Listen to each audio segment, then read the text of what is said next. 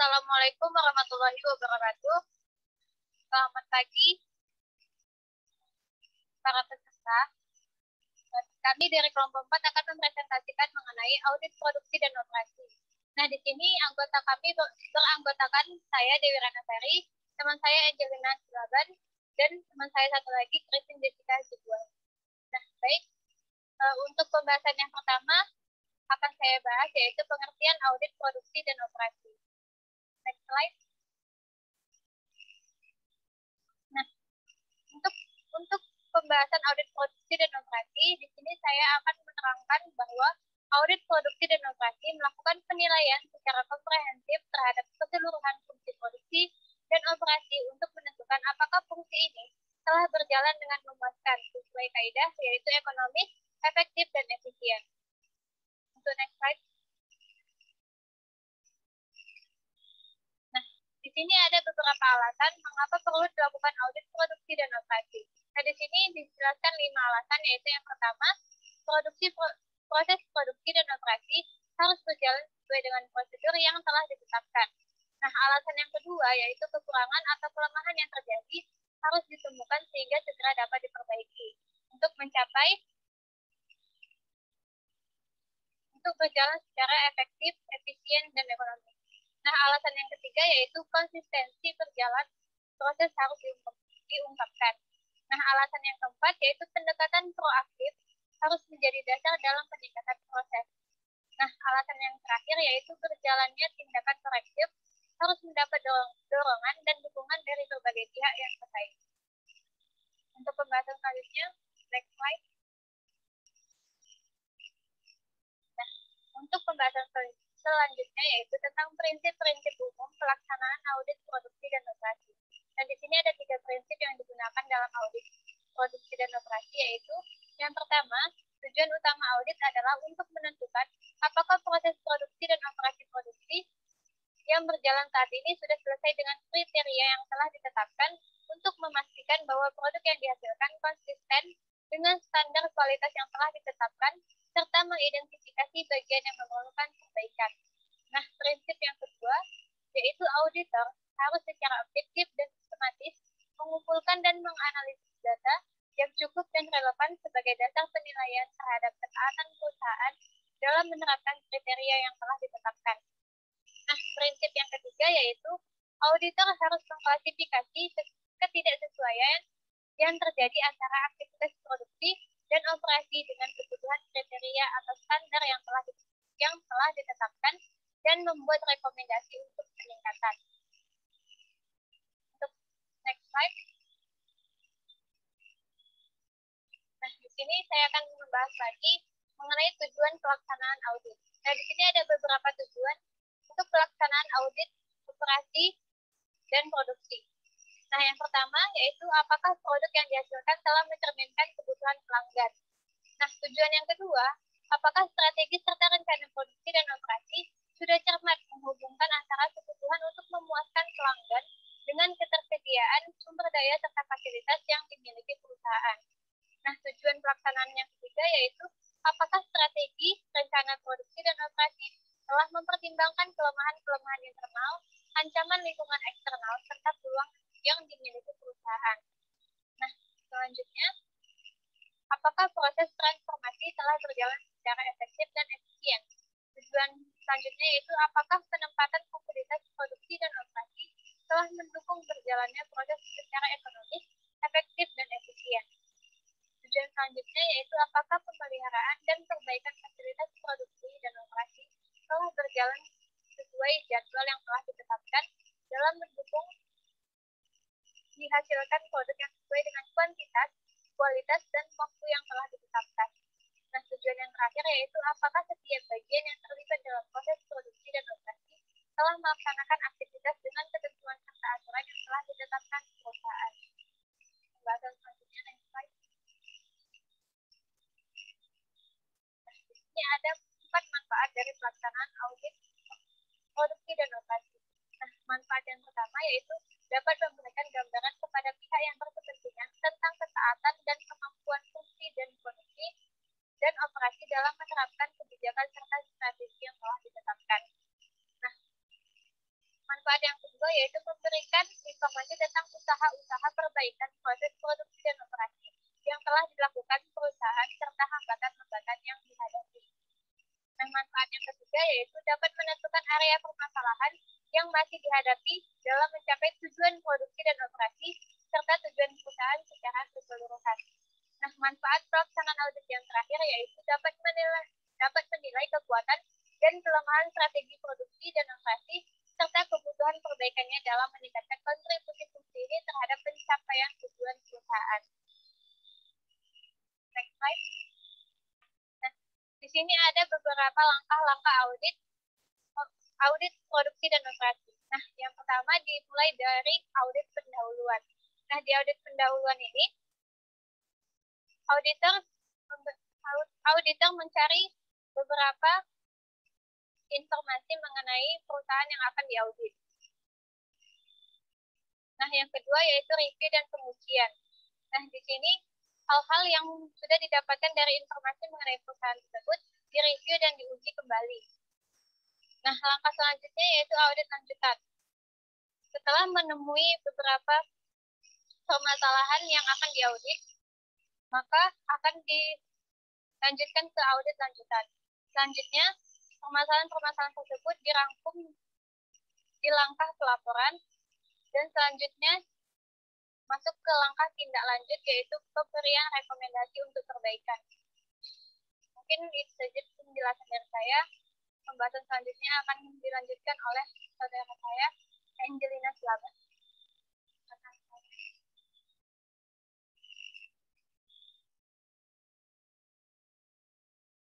Kepada Angelina, saya persilakan.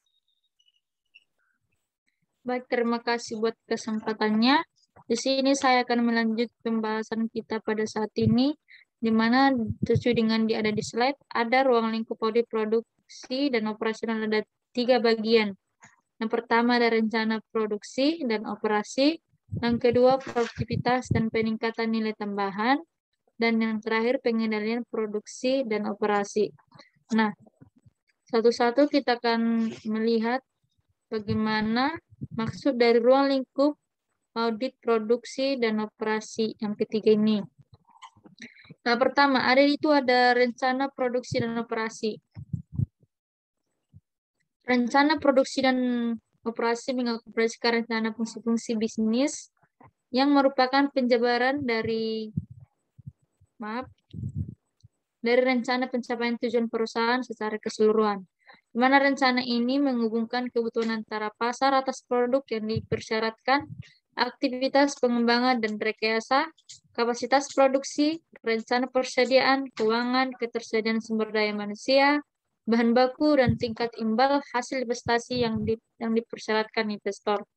Di sini ada rangkuman bagaimana dia rencana induk. Ada 4.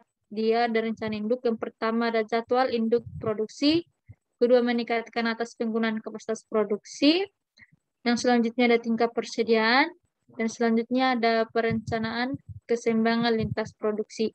Nah, pertama kita akan melihat bagaimana dia untuk direncana induk produksi, di mana rencana induk produksi ini adalah membuat suatu spesifikasi tentang apa yang akan dibuat dan kapan akan dibuat sesuai dengan rencana produksi sebelumnya. Rencana ini akan mencakup input yang akan diproses seperti permintaan konsumen, kemampuan teknis, ketersediaan sumber daya manusia, fluktuasi persediaan, kinerja pemasok, dan berbagai pertimbangan lainnya. Selanjutnya, kita akan lihat bagaimana dia penilaian atas penggunaan kapasitas produksi.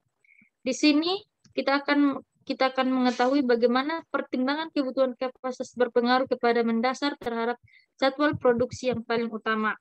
Di mana oleh karena itu perusahaan harus memiliki kebijakan dan strategi yang tepat yang berkaitan dengan besarnya kapasitas yang harus dimiliki. Jika berdasarkan penjualan ternyata rencana produksi lebih kecil daripada kemampuan kapasitas yang dimiliki, maka kemungkinan perusahaan untuk menerima pesanan produksi dengan harga di bawah tingkat laba normal untuk memaksimalkan kapasitasnya. Nah, selanjutnya untuk tingkat persediaan. Di tingkat persediaan ini, kita akan mengetahui bahwa secara umum pada industri manufaktur terdiri atas persediaan, contohnya persediaan bahan baku, barang dalam proses, barang jadi, dan persediaan perlengkapan atau supplies. Nah, untuk apa dan berapa besarnya persediaan dibentuk harus secara tegas terdeskripsikan dalam kebijakan persediaan perusahaan. Adapun dalam metode produksi modern seperti just in time mensyaratkan tiket persediaan nol atau zero inventory. Nah, menurut metode ini, gangguan persaingan dengan perusahaan dirancangkan mulai dari perencanaan operasi. Baik, selanjutnya itu perencanaan keseimbangan lintas produksi. Di mana di sini kita akan mengetahui bahwa keseimbangan lintas produksi ini atau disebut dengan keseimbangan lini produksi atau production line balancing. Ini bertujuan untuk memperoleh suatu arus produksi yang lancar guna memperoleh optimal penggunaan fasilitas, baik itu tenaga kerja dan juga peralatan yang tinggi melalui keseimbangan waktu kerja antar stasiun kerja atau workstation. Nah, apabila kita lihat secara teknis, dalam penyusunan keseimbangan ini, terdapat ada dua faktor penting yang harus diketahui terlebih dahulu. Yang pertama itu ada jumlah waktu seluruh tugas, dan dua, waktu elemen tugas terpanjang, agar waktu siklus yang diminimumkan diketahui. Nah, berdasarkan waktu siklus ini, kapasitas keseluruhan atau output dapat dihitung dengan berbagai waktu operasi atau operating time, dengan waktu siklus atau cycle time. Nah, dalam metode ini juga mengelompokkan dalam mencapai keseimbangan lintas produksi yang optimal dengan prosedur ada di 4. Ya. Yang pertama ada penempatan tugas yang dapat dipilih sebagai tugas awal. Yang kedua, penempatan tugas yang cocok dengan waktu yang sudah tersedia. Yang ketiga, penempatan penugasan pada suatu stasiun kerja sampai maksimal. Yang terakhir itu melanjutkan ke stasiun kerja berikutnya dengan mengulangi prosedur dari atas sampai semua penugasan selesai. Baik, di slide berikutnya kita melihat ada ini tampilan atau rangkuman hubungan berbagai bagian dari perencanaan produksi dan juga operasi.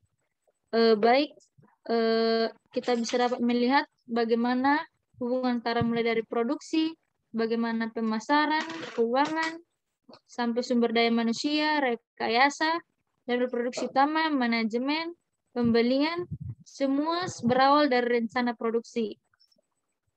Baik, slide untuk gambar lebih lanjut, kita boleh melihat buku kita yang memiliki buku audit manajemen IBK Bayangkara.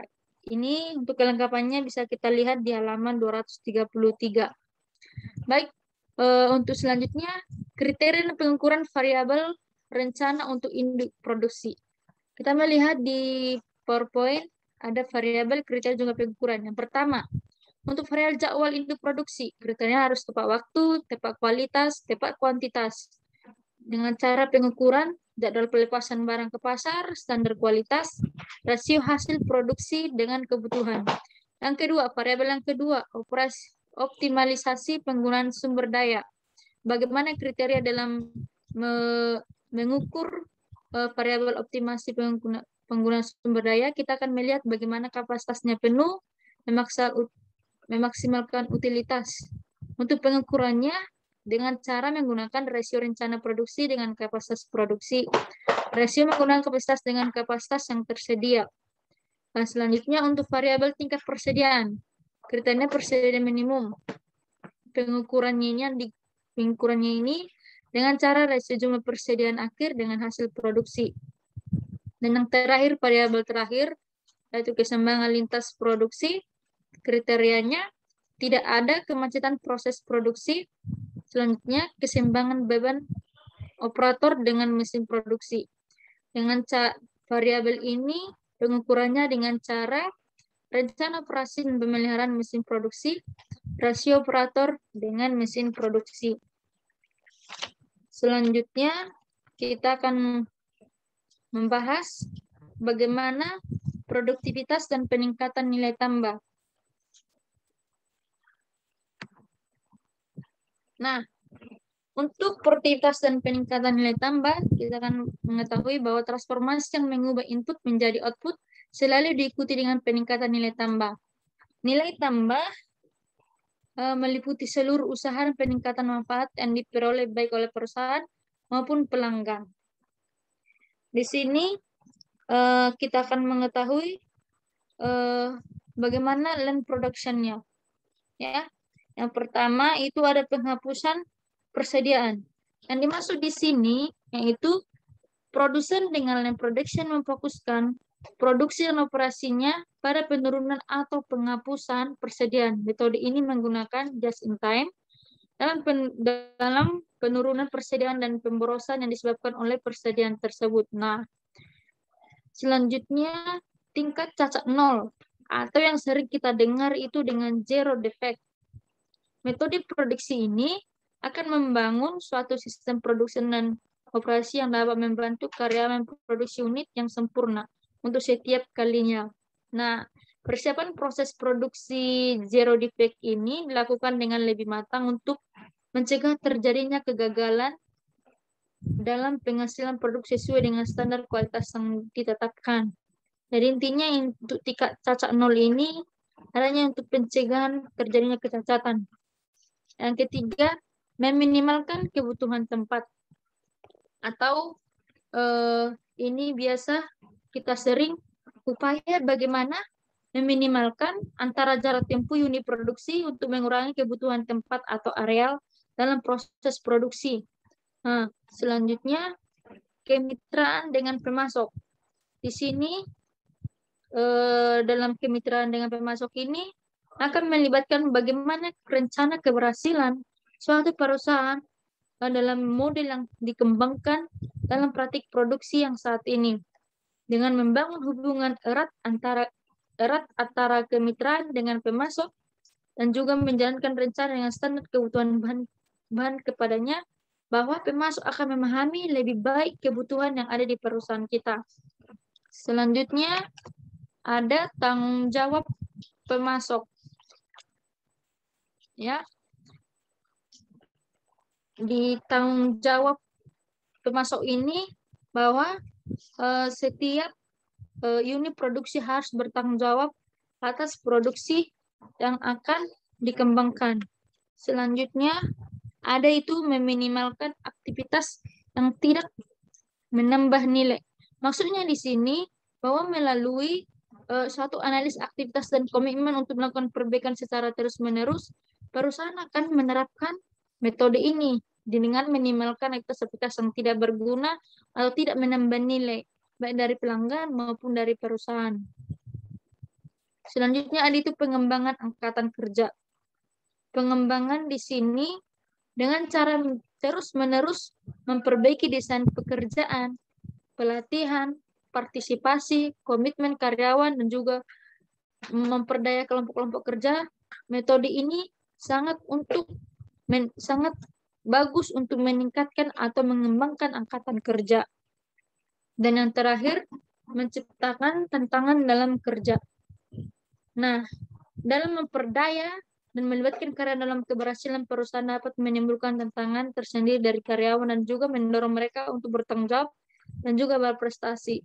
Selanjutnya, land production ini akan mengidentifikasikan berbagai sumber pemborosan yang mengakibatkan operasi perusahaan tidak efisien. Bagaimana pemborosan yang dimaksud di sini? Yang pertama, ada itu produksi yang lebih besar dari kebutuhan. Ya, kita mengetahui apabila produksi yang lebih besar dari kebutuhan akan sangat berdampak. Yang kedua, waktu tunggu atau waktu yang sangat banyak untuk menganggur. Sementara kebutuhan lain meningkat. Yang ketiga, ada itu penanganan material yang terlalu sering. Ya, dengan cara penanganan material yang terlalu sering, maka pekerjaan produksi keefektivitasan dan juga efisien produksi akan berkurang. Yang keempat, persediaan atau bahan baku dan barang jadi yang kurang.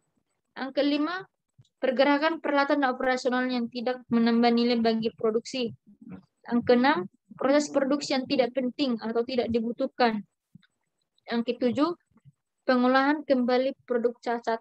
Di sinilah ada berbagai sumber pemborosan yang mengakibatkan dan operasional tidak efisiensi. Yang selanjutnya, kita akan membahas tentang pengendalian produksi dan operasi. Saya kira sekian dari materi dari saya. Saya kembalikan kepada moderator. Terima kasih. Terima kasih kepada saudara yang memberikan penjelasan mengenai audit produksi dan operasi. Dan pembahasan selanjutnya itu mengenai pengendalian produksi dan operasi yang akan dijelaskan oleh Dirjen Dibuat kepada saudara Dirjen. Baik, terima kasih kepada moderator yang sudah mempersilahkan saya. Nah, baik, saya akan melanjutkan pembahasan materi mengenai pengendalian produksi dan operasi. Nah, pengendalian produksi dan operasi menyangkut pengamatan atas hubungan antara proses yang berjalan dengan standar atau kriteria operasi yang telah ditetapkan. Pengamatan ini bertujuan untuk memandu proses agar tidak keluar dari standar operasi pencapaian tujuan perusahaan, agar keseimbangan antara sumber-sumber daya yang tersedia dengan permintaan total dapat dipertahankan. Nah, selanjutnya tujuan pengendalian produksi dan operasi itu terbagi menjadi 3, yaitu memaksimumkan tingkat pelayanan pelanggan. Yang kedua, meminimumkan investasi pada persediaan. Dan yang ketiga, efisiensi operasi. Baik, akan kita bahas satu-satu.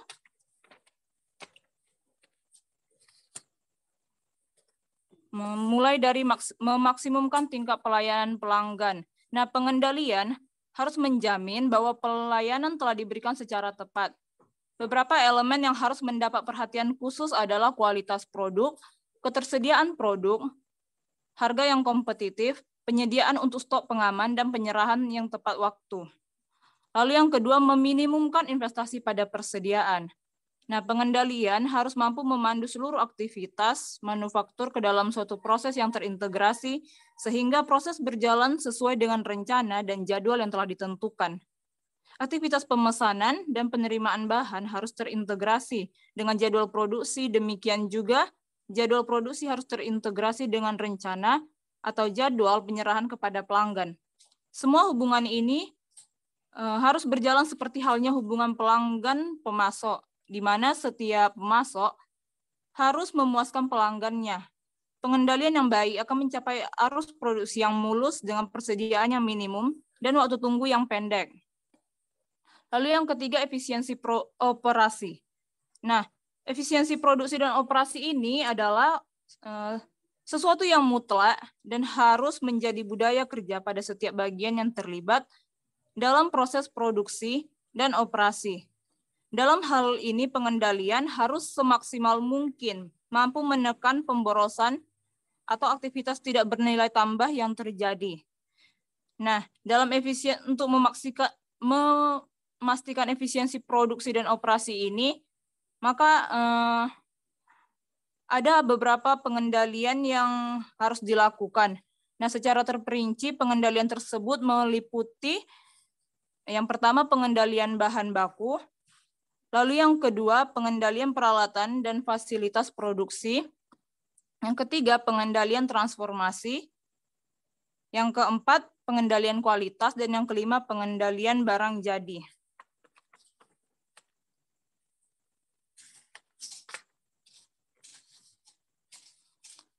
Oke, next.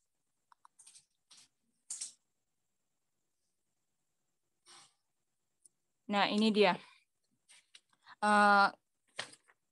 Di sini akan saya bahas satu-satu, mulai dari pengendalian bahan baku. Pengendalian bahan baku bertujuan untuk memastikan bahwa bahan baku yang diolah dalam proses produksi telah sesuai dengan kebutuhan standar kualitas produk yang dihasilkan perusahaan. Pengendalian bahan baku mencakup keseluruhan aktivitas yang berhubungan dengan bahan baku, mulai dari pembelian, jadwal penerimaan, penanganan pada saat diterima, penyimpanan sampai dengan bahan baku tersebut digunakan atau diolah dalam proses produksi. Nah, lalu komponen yang kedua, pengendalian peralatan dan fasilitas produksi. Pengendalian peralatan dan fasilitas produksi bertujuan untuk memastikan bahwa semua peralatan dan fasilitas produksi ada dalam keadaan siap untuk melaksanakan proses produksi sesuai dengan ketentuan penggunaannya. Desain dan penempatan peralatan yang tepat menjadi faktor utama berjalannya proses produksi secara efektif dan efisien, serta mampu menghasilkan produk tepat sesuai dengan yang telah dijadwalkan. Nah, lalu komponen yang ketiga ada pengendalian transformasi. Nah, fungsi transformasi mengolah input menjadi output sesuai dengan standar yang telah ditetapkan. Pengendalian transformasi memegang peranan penting untuk memastikan bahwa proses pengolahan ini berjalan sesuai dengan kebutuhan proses yang efektif dan efisien. Lalu ada komponen yang keempat, pengendalian kualitas. Nah, pengendalian kualitas tidak cukup dipahami sebagai pengendalian proses produksi yang hanya membebankan tanggung jawab kualitas produk kepada unit kendali kualitas. Dihasilkannya produk yang mampu memenuhi spesifikasi pelanggan sesungguhnya adalah tanggung jawab bersama setiap komponen yang terlibat di dalam perusahaan.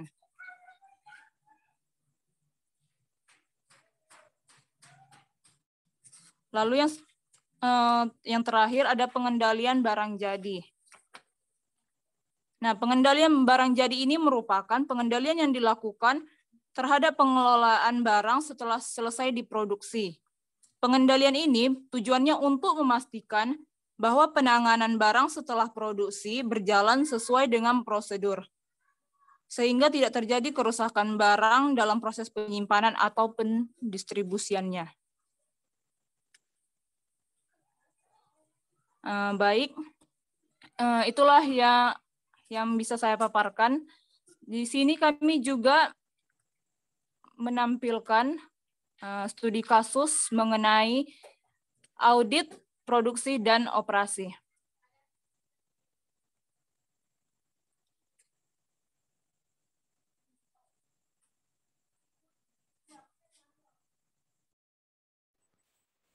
Izin bertanya, share screen-nya sudah nampak?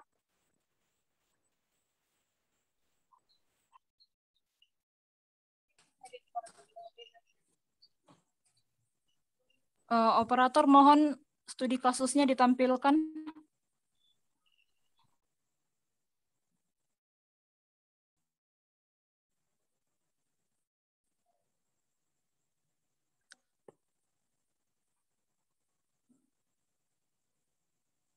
Oke, baik. Nah, ini dia audit produksi dan operasi. Nah, di sini studi kasus yang kami ambil yaitu pada PT Dimas Reza Perwira. Nah, PT Dimas, maaf, sebelumnya pada audit produksi dan operasi ini kita tahu ada 5 tahap yang diperlukan dalam melakukan audit produksi dan operasi. Yang pertama mulai dari audit pendahuluan. Nah, audit pendahuluan di sini menyangkut bagaimana profil perusahaan. Nah, di sini PT Dimas Reza Perwira merupakan salah satu perusahaan manufaktur di lokasi Rungkut Industri, Surabaya, Jawa Timur. Produk yang dihasilkan oleh perusahaan ini berupa ikan bandeng yang diolah kembali menjadi ikan bandeng tanpa durian di frozen, serta juga untuk bandeng umpan ikan tuna. Untuk bahan baku yang digunakan perusahaan ini menggunakan 2 bahan, yaitu ikan bandeng yang fresh yang diterima langsung dari supplier pertambakan langsung, dan ikan bandeng beku yang kemudian dicairkan terlebih dahulu. Prosedur yang digunakan pada tahap awal perusahaan menerima bahan baku utama, setelah penerimaan bahan baku proses selanjutnya untuk mensortir ikan bandeng tersebut sesuai dengan kriteria dan diproses. Setelah itu bahan baku yang jadi akan dilakukan penyimpanan sebelum melakukan tahap packing.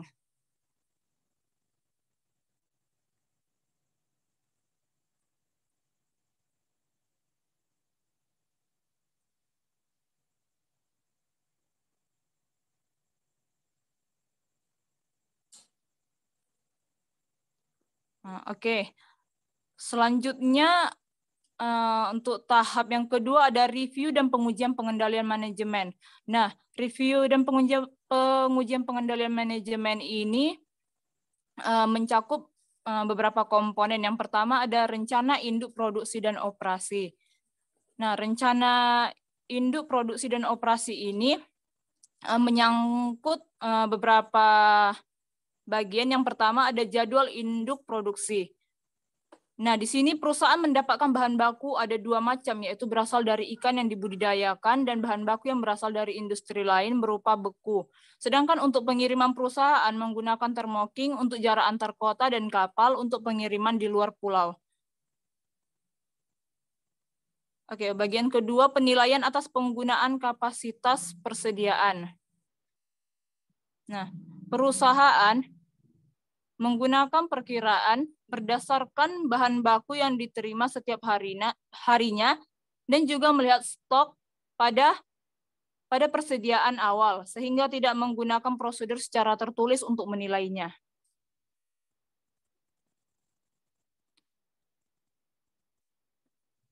Nah, yang bagian ketiga ada tingkat persediaan. Persediaan awal berlaku untuk bahan baku frozen. Penyimpanan bahan baku hanya digunakan sehari setelah proses produksi, dan persediaan bahan jadi disesuaikan jadwal pengiriman produk.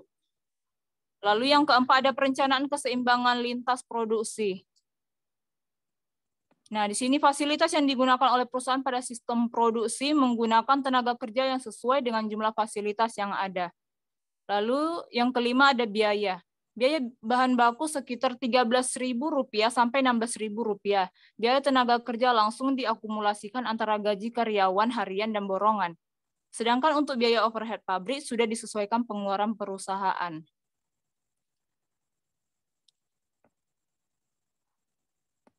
Oke, lalu ada komponen yang kedua tadi. Oke, setelah rencana induk produksi dan operasi ada komponen yang kedua yaitu produktivitas dan nilai tambah. Nah, di dalam menentukan laporan produktivitas perusahaan, mengeceknya pada saat penyortiran bahan baku yang diterima, sehingga di dalam proses produksi tidak mengalami pemborosan bahan dan juga proses pengulangan bahan. Untuk bahan baku yang tidak sesuai dengan standar, maka akan dijual kembali dengan harga yang relatif terjangkau. Lalu yang ketiga, komponen pengendalian produksi dan operasi. Nah, di sini ada beberapa bagian, yaitu yang pertama pengendalian bahan baku. Nah, tidak mendapat jaminan pengendalian bahan oleh supplier jika tidak sesuai dengan ketetapan perusahaan. Lalu yang bagian kedua, pengendalian peralatan dan fasilitas produksi. Nah, di sini masih menggunakan peralatan yang sederhana, sedangkan untuk fasilitas yang digunakan sudah sesuai dengan kebutuhan yang ditentukan perusahaan. Lalu yang ketiga, pengendalian kualitas. Nah, perusahaan hanya menghitung berdasarkan bahan baku yang tidak sesuai dengan ketentuan perusahaan. Lalu yang keempat, pengendalian barang jadi. Nah, untuk pengendalian barang jadi ini, produk disimpan ke dalam cold storage dengan suhu minus 18 derajat Celcius dan ditutup rapat jika terjadi pemadaman listrik.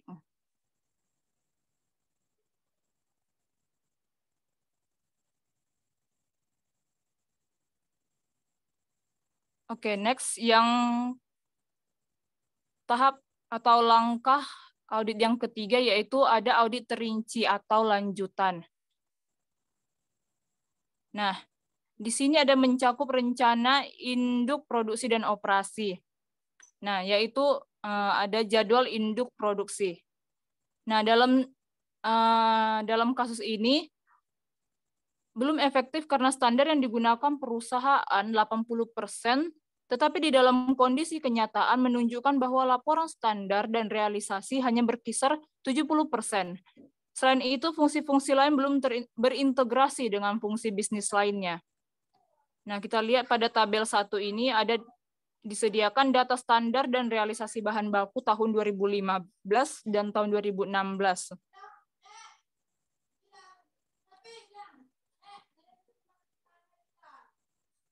Nah, di sini dapat kita lihat di tabel yang ditampilkan. Pada tahun 2015 keterangannya belum efektif. Begitu juga pada tahun 2016, mulai dari standar, realisasi, hingga selisih disimpulkan bahwa belum efektif. Lalu yang kedua ada penilaian atas penggunaan kapasitas persediaan. Seluruh kapasitas yang dimiliki sudah sesuai dengan rencana produksi yang sudah ditetapkan, serta perusahaan memiliki kebijakan tertulis mengenai pemanfaatan kapasitas menganggur. Tetapi, perusahaan masih belum memiliki kebijakan tertulis tentang pengelolaan kebutuhan produksi di atas kemampuan kapasitas yang tersedia untuk dikerjakan. Yang selanjutnya, ada tingkat persediaan. Nah, pada tingkat persediaan, baik itu persediaan bahan baku, persediaan bahan dalam proses, maupun persediaan barang jadi, sudah sesuai dengan standar yang sudah ditetapkan perusahaan dan sudah disosialisasikan dengan baik kepada karyawan bersangkutan. Namun, di dalam penyimpanannya harus diawasi karena harus memastikan suhu sudah sesuai dengan kriteria yang dimiliki perusahaan. Lalu yang kelima, perencanaan keseimbangan lintas produksi. Nah, untuk perencanaan keseimbangan lintas produksi ini sudah berjalan dengan efektif. Tetapi masih ada temuan, yaitu perusahaan ini belum memiliki panduan pengoperasian fasilitas produksi secara tertulis untuk mencegah terjadinya kemacetan proses produksi. Oke, selanjutnya.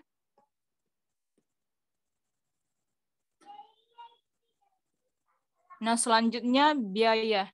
Nah, biaya di sini terbagi lagi menjadi 3, yaitu ada biaya bahan baku, ada biaya tenaga kerja langsung, dan biaya overhead pabrik. Nah, biaya bahan baku. Di sini ada ditampilkan pada tabel 2 standar dan realisasi biaya bahan baku pada tahun 2015 dan 2016. Nah, tahun 2015 standarnya sebesar 1.347.422.180. Realisasinya sebesar 1.088.302.500. Selisih, maka dapat selisihnya 259.119.680. Maka keterangannya dapat dikatakan efisien. Lalu untuk tahun 2016 standarnya itu sebesar 1.596.922.100. Nah, untuk realisasinya sebesar 1.202.931.000. Maka dapatlah selisihnya 393.911.100. Nah, untuk keterangannya pada tahun 2016 ini dapat dikatakan efisien.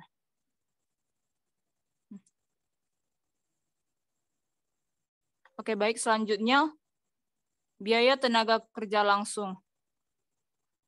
Nah, pada tabel yang ketiga ini kita lihat standar dan realisasi biaya tenaga kerja langsung pada tahun 2015 dan 2016.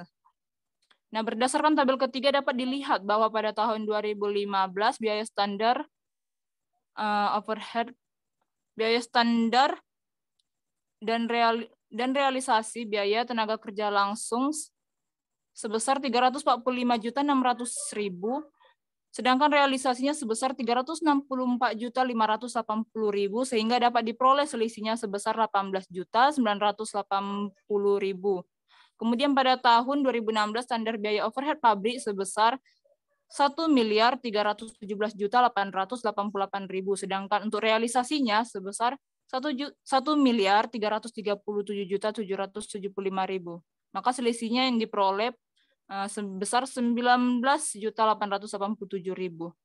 Lalu yang ketiga untuk biaya overhead pabrik. Nah, kita lihat di tabel 4 ini ada ditampilkan standar dan realisasi biaya overhead pabrik pada tahun 2015 dan 2016. Nah, pada tahun 2015 untuk standar dan realisasi biaya overhead pabrik ini dapat dikatakan efisien. Begitu juga pada tahun 2016. Oke, selanjutnya.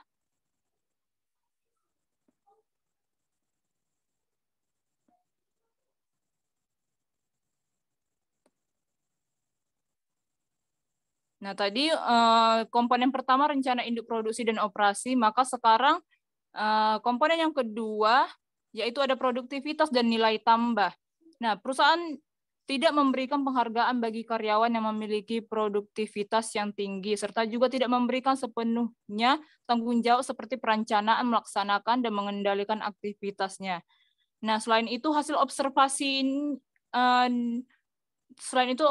observasinya yaitu kurangnya sosialisasi bagi karyawan produksi mengenai aktivitas yang bernilai tambah maupun tidak bernilai tambah.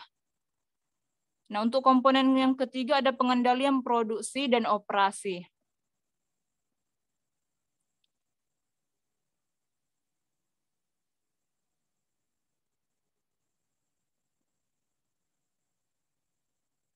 Nah, untuk pengendalian produksi dan operasi ini ada mencakup pengendalian bahan baku, pengendalian peralatan dan fasilitas produksi, ada juga pengendalian transformasi, pengendalian kualitas, dan pengendalian barang jadi. Nah, untuk pengendalian bahan baku ini, berdasarkan hasil observasi, dinyatakan bahwa tidak adanya pemberian jaminan pengembalian bahan baku oleh pemasok, dan di dalam penerimaan bahan baku tidak diberikan kode khusus karena perusahaan hanya mempunyai 2 pemasok bahan baku jadi di dalam penelusuran tidak kesulitan. Lalu yang kedua, pengendalian peralatan dan fasilitas produksi. Nah, di sini peralatan yang digunakan di dalam proses produksi perusahaan sudah sesuai dengan prosedur yang ditetapkan perusahaan, baik yang tertulis maupun tidak tertulis. Namun peralatan yang digunakan masih ditemukan tidak sesuai dengan ukuran dan desain yang telah ditentukan perusahaan. Lalu yang ketiga, nah dari segi pengendalian kualitas.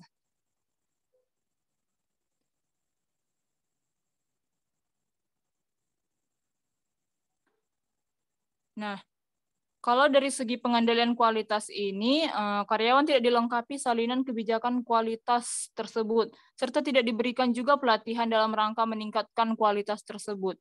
Nah, untuk kebijakan tertulis mengenai menekan biaya kualitas perusahaan, masih belum ada dan fasilitas mereview secara periodik dan formal belum dilakukan juga.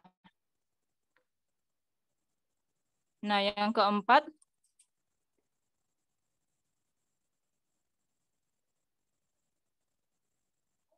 ada pengendalian barang jadi. Nah, kalau dari pengendalian dari segi pengendalian barang jadi ini, perusahaan sudah menggunakan prosedur secara tertulis di dalam pengendalian barang jadi, serta sebelum dipasarkan ke konsumen, di kemasannya sudah tertera tanggal kadaluarsa, dan di dalam pengelolaan barang yang sudah jadi, suhu temperatur sudah sesuai dengan kebijakan. Nah, itu tadi dia langkah audit yang ketiga. Nah, yang ini langkah audit yang keempat, pelaporan. Nah, dalam pelaporan ini maka dirangkumlah beberapa masalah yang terjadi dalam perusahaan. Nah, adapun temuan-temuan dari hasil observasi yang dilakukan di perusahaan tersebut, yang pertama ada penilaian rencana induk produksi dan operasi pada PT Dimas Reiza Perwira masih belum efektif dan efisien. Belum efektif karena penerimaan bahan baku belum memenuhi standar yang ditetapkan perusahaan dan belum efisien pada tingkat biaya tenaga kerja langsung. Lalu ada temuan yang kedua, produktivitas dan nilai tambah belum berjalan efektif. Nah, di sini kurangnya sosialisasi bagi karyawan untuk mengetahui aktivitas mereka yang bernilai tambah maupun tidak. Nah, lalu temuan yang ketiga dari segi pengendalian produksi dan operasi. Nah, pengendalian produksi dan operasi di sini dari segi pengendalian bahan baku dikatakan belum efektif.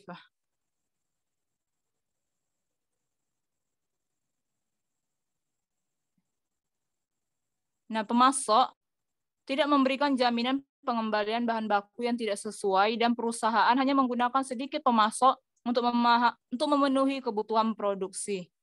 Nah, yang kedua, pengendalian peralatan dan fasilitas dikatakan belum efektif. Dari segi desain dan ukuran, belum ditentukan perusahaan dan peralatan juga masih sederhana.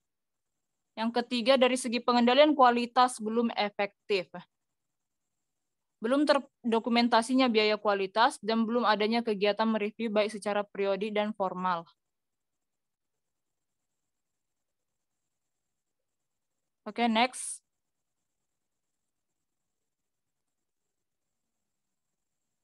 Nah, dari beberapa temuan yang disebutkan tadi, maka diberikan rekomendasi untuk perbaikan-perbaikan tersebut. Yang pertama, sebaiknya perusahaan lebih memperketat lagi dan mengkomunikasikan kepada pemasok supaya lebih menjamin mutunya dan standar perusahaan dapat tercapai. Yang kedua, sebaiknya perusahaan lebih memperkirakan penentuan biaya standar jika terjadi penambahan biaya di luar dugaan. Lalu, rekomendasi yang ketiga, perusahaan melakukan kegiatan sosialisasi terhadap karyawan mengenai aktivitas yang bernilai tambah dan tidak. Nah, rekomendasi yang keempat yaitu sebaiknya perusahaan menggunakan pemasok lebih dari 2 untuk mengantisipasi pemenuhan permintaan konsumen. Lalu yang kelima, perusahaan lebih menentukan desain dan ukuran peralatan yang sesuai dengan kebutuhan. Dan yang terakhir, lebih mendokumentasikan lagi dan melakukan kegiatan review lebih mendalam lagi. Oke, baik. Yang terakhir yaitu pada tahap tindak lanjut. Nah, pada tahap ini, perusahaan dapat meninjau kembali rekomendasi yang diberikan oleh peneliti dan diharapkan dapat dilaksanakan dengan baik, agar kedepannya dapat memperbarui kebijakan maupun aktivitas proses produksi untuk tercapainya efisien serta efektivitas di dalam fungsi produksi. Nah, itu dia untuk studi kasus mengenai audit produksi dan operasi yang kami sampaikan. Selanjutnya saya serahkan kepada moderator. Terima kasih. Terima kasih kepada Saudara Kristen Hasibuan atas penjelasannya mengenai pengendalian audit produksi dan operasi. Nah, tadi sudah dijelaskan mengenai audit pendahuluan, review, audit lanjutan, pelaporan sampai dengan tindak lanjut. Nah, untuk bagi teman-teman yang masih bingung dengan penjelasan tentang audit produksi dan operasi, kami membuka sesi diskusi pada hari Jumat esok pagi. Baik, itu saja penjelasan dari kelompok kami. Saya akhiri. Assalamualaikum warahmatullahi wabarakatuh.